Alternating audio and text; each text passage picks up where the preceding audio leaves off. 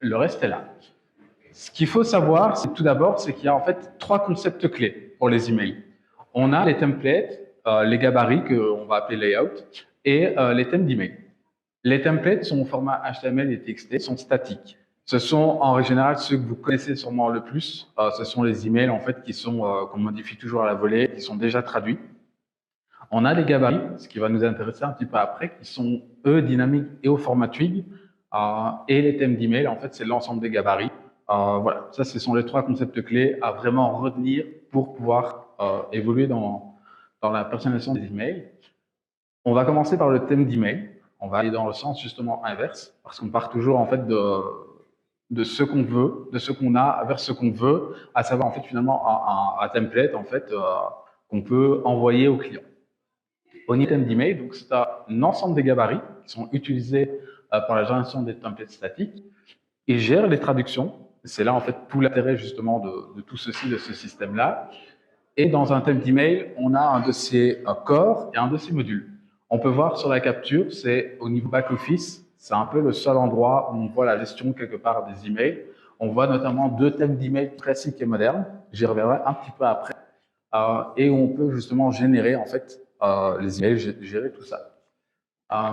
Au niveau du dossier core et module, je pense que c'est assez limpide en fait au départ par leur nom. Pour une fois, c'est simple et clair.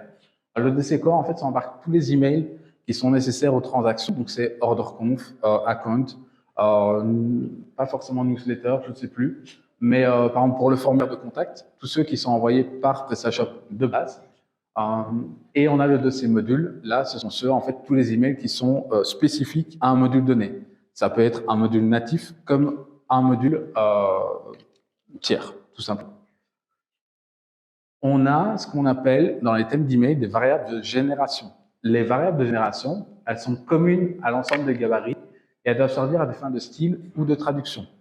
Pour ça, on en a quelques-unes par défaut, notamment la locale ou le template name. Elles vont nous servir en fait à justement à générer tous les emails comme on veut. Il y a un petit exemple ici. Alors je suis désolé, je suis sûr que c'est très petit. Je ne sais pas lire non plus, donc voilà. Mais donc on a ici par exemple plusieurs utilisations. Je pense qu'on pourra éventuellement partager les slides un jour. Si on peut pas, je le ferai, vous ne tracassez pas. Mais vu que c'est du Twig, on va pouvoir aussi utiliser des if et ainsi de suite, des if, des else, des for. On va pouvoir utiliser vraiment beaucoup de choses. On a ensuite, en plus des variables de génération, des variables d'utilisation. Les variables d'utilisation, celles-ci, elles ne sont remplacées donc qu'au moment de l'envoi. C'est souvent, je vais mettre la capture de suite après, elles permettent de personnaliser donc l'email selon le contexte utilisateur. C'est-à-dire qu'en fait, ce sont les variables comme first name et last name qu'on trouve un peu partout dans les emails, qui évidemment sont dépendantes du client. On n'envoie jamais Hello John Doe à tous les clients. On pourrait, mais voilà, c'est pas vraiment ce qu'il y a de mieux. Au niveau des thèmes d'email, il y a 2 possibilités pour les générer. Une génération automatique et une génération manuelle. Pour la génération automatique, elle va se produire en fait lorsqu'on ajoute un pack de langue. Donc, quand vous êtes sur votre boutique, vous avez déjà le français, vous voulez rajouter l'espagnol. Vous venez rajouter l'espagnol et au niveau du back-office. Et à ce moment-là, en fait, PrestaShop va lancer tout seul la commande de génération des emails si vous utilisez les thèmes d'email et ainsi de suite. Ce qui est vraiment, finalement, ici, en fait, l'intéressant. On a la génération manuelle, parce qu'on peut, en effet, construire son thème d'email avec une langue déjà existante. On va avoir, en fait, finalement, donc, les fameux emails au format HTML et TXT.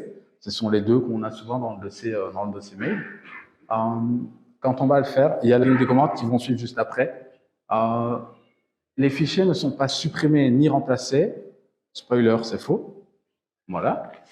Et donc les gabarits qui sont présents dans un dossier module vont aller en fait se placer au niveau du dossier module, le nom du module, email, pas mail et là-dedans. Donc vous pouvez vraiment gérer un module tiers pour qu'il gère en fait les emails, et ceux qui sont dans le corps vont aller dans le dossier mail à la racine. Voilà. Au niveau donc des lignes de commande, ce que je disais, c'est que on a en fait donc la ligne de commande qui est PrestaShop Mail Generate. À ce niveau-là, on lui donne en fait le nom du thème. Par défaut, il y en a 2. Il y a classique et moderne. On verra un tout petit peu la différence après.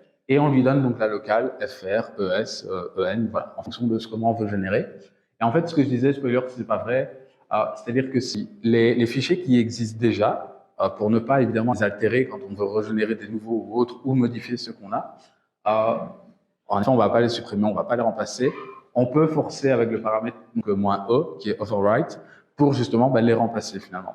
Et on a une troisième option, celle qui devient très intéressante pour ceux qui ont des modules, par exemple, qui développent des modules, ou qui ont déjà généré finalement tout ça et qui ne veulent pas forcément tout réécrire. En fait, on peut mettre un paramètre en troisième, une troisième option, qui est le... Il y en a même deux, en fait, ça se voit pas très bien. Donc ici, en fait, on a le thème, la locale. Ensuite, on a le premier chemin et le second, là, par défaut, qui n'est rien. C'est-à-dire qu'en fait, on peut choisir le tout premier, donc chemin, c'est là où les dossiers core, les mails pardon, core vont se générer. Tous les fichiers vont se mettre là. Et l'autre, c'est pour les modules. Comme ça, si vous voulez pas les mettre directement dans les modules, que vous les voulez dans un dossier à part pour les récupérer, aller les impacter et vérifier ce qu'il y a dessus, vous pouvez le faire sans problème. Tout l'avantage en fait de tout ce système, c'est qu'on va pouvoir tout, mais vraiment tout gérer par des modules.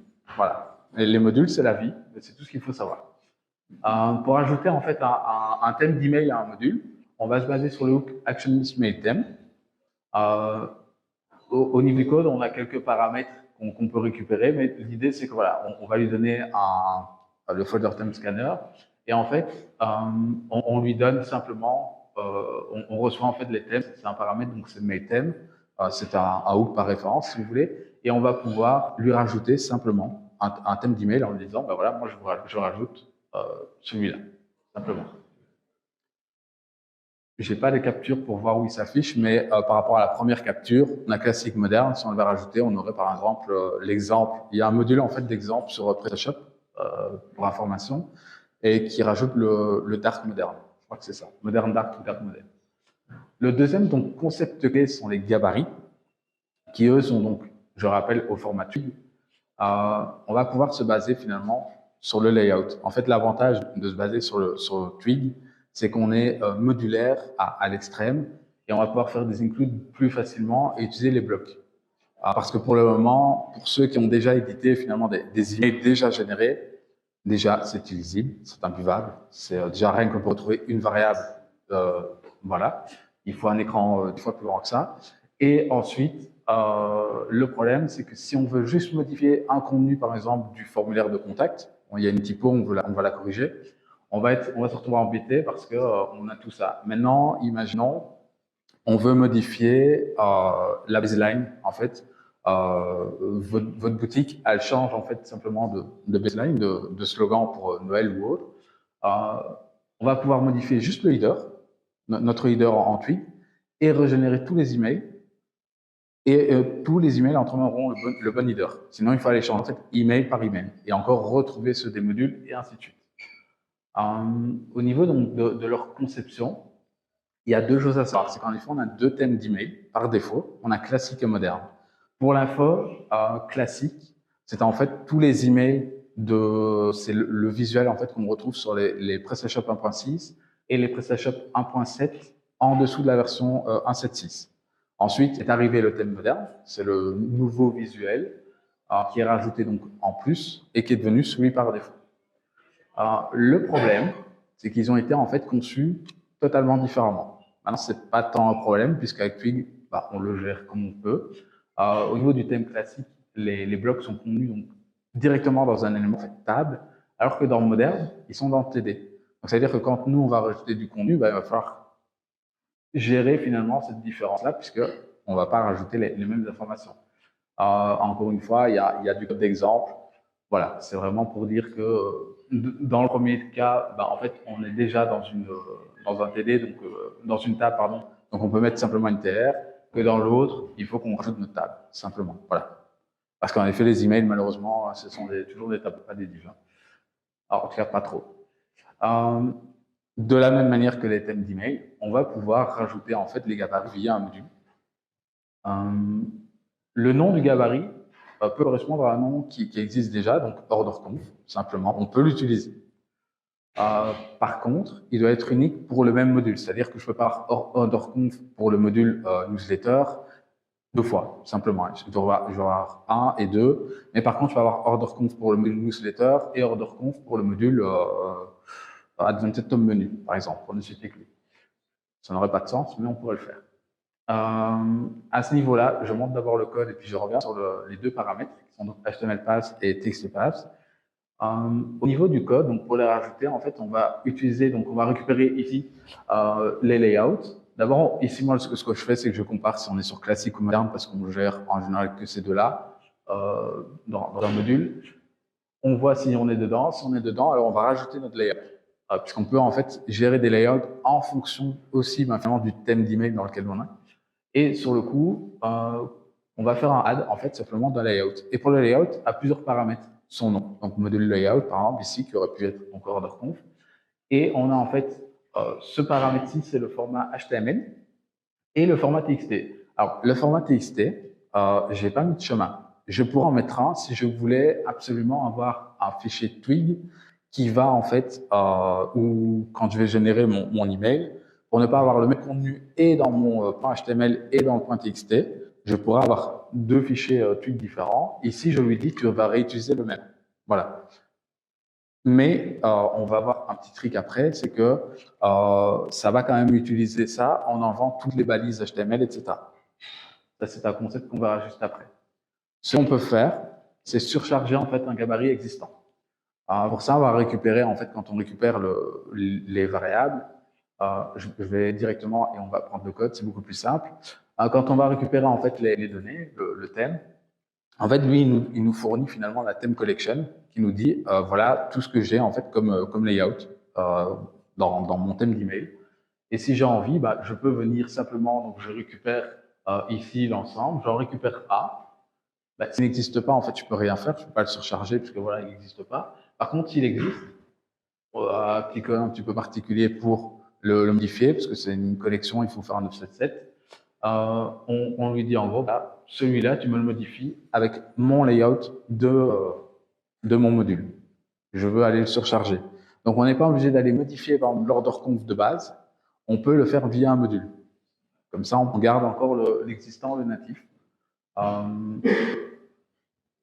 Et alors, on pourrait modifier donc au niveau du getLayout, on a un paramètre. Donc, le troisième paramètre en fait qui est ici est vide parce que j'ai utilisé orderConf.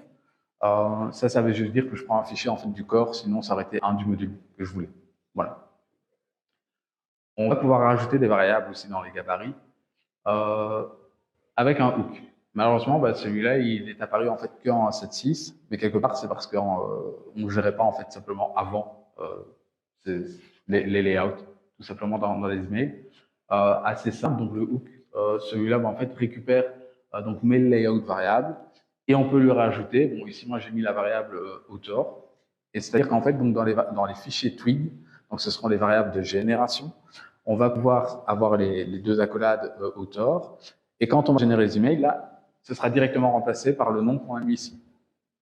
C'est pas une variable donc de contexte, c'est vraiment une variable qu'on veut sur tous les emails que ce soit remplacé.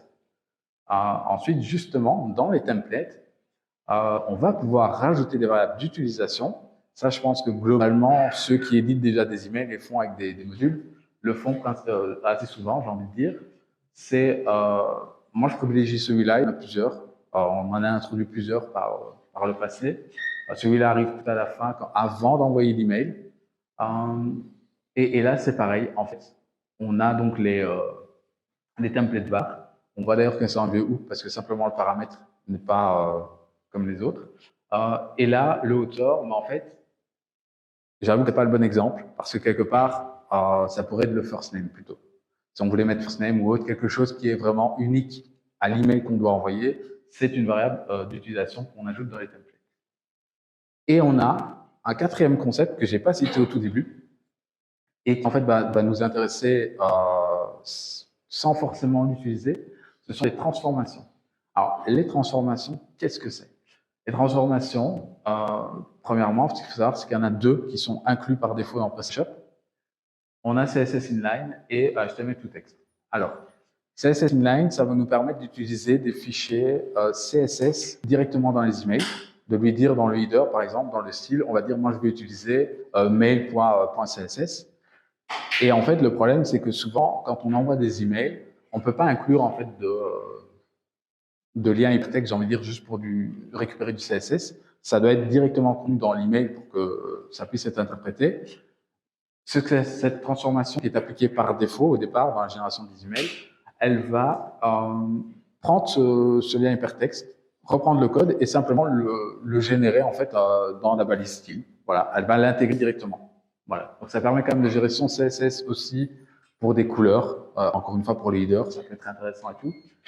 Et l'autre, c'est donc HTML to text. HTML to text, c'est justement celle qui nous sert quand je crée simplement mon email en fait au format HTML avec toutes les balises dans tous les sens. Et celle-ci, elle retire toutes les balises. Elle va générer en fait mon fichier .txt. C'est pour ça que je peux lui dire de ne pas en prendre un en particulier. Elle va le prendre, elle va retirer toutes les balises et me faire quand même des sauts de ligne. Comme ça, on a quand même quelque chose qui est quand même généré comme il faut. L'avantage aussi, c'est qu'en fait, on peut créer des transformations. Et encore une fois, on va pouvoir le faire via un module. Il y aura un hook et ainsi de suite. Ici, d'abord le code, c'est mieux. Je crée une transformation qui en fait doit implémenter l'abstract transformation et qui nous demande en fait que d'implémenter une seule méthode qui est l'apply. Apply, mon but ici, ce qu'on a fait, c'est qu'en fait, c'est un crawler donc qui va juste filtrer un petit peu le contenu que je reçois, le template de l'email, et qui, en fonction d'un code que j'ai mis, moi j'ai mis celui-ci et il se retrouve ici. Donc je filtre les éléments que je veux et je remplace en fait simplement. Donc ça veut dire que vous pourriez mettre dans vos twigs, vous pourriez mettre, moi je sais pas, des crochets genre logo du client ici ou baseline numéro 1 ici.